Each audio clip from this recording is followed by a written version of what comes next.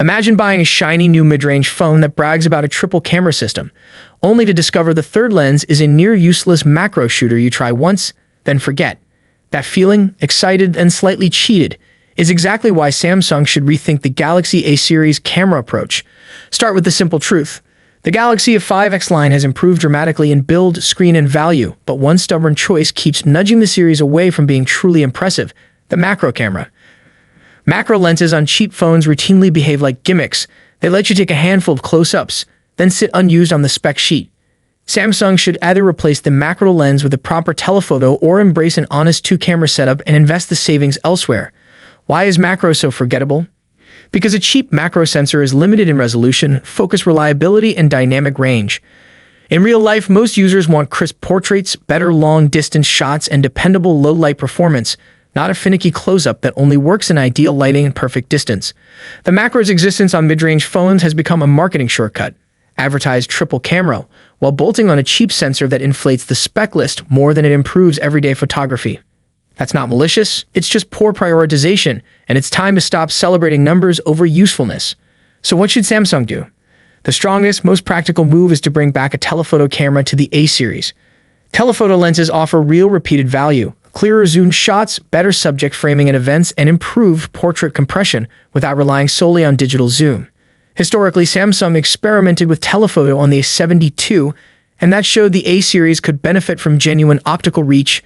That lineage never made it to the A5X family consistently. Reintroducing telephoto would solve more real problems than the macro ever did. If a telephoto isn't feasible, cost or design constraints, there's another honest option. Ditch the third sensor altogether and ship a straight two-camera system that focuses on quality over quantity. Removing the macro could lower bill of materials or let Samsung funnel those savings into a larger battery, better main sensor, improved image processing, or a sturdier chassis. In other words, fewer cameras but better experience. An honest dual-camera approach respects users more than a marketing trick that reads as innovation but behaves like filler. This isn't just nitpicking for the sake of camera nerds. Mid-range phones are where most buyers make trade-offs, and clarity about which features are genuinely useful will build trust. If Samsung advertises a phone as having 3 cameras, people expect 3 meaningful tools.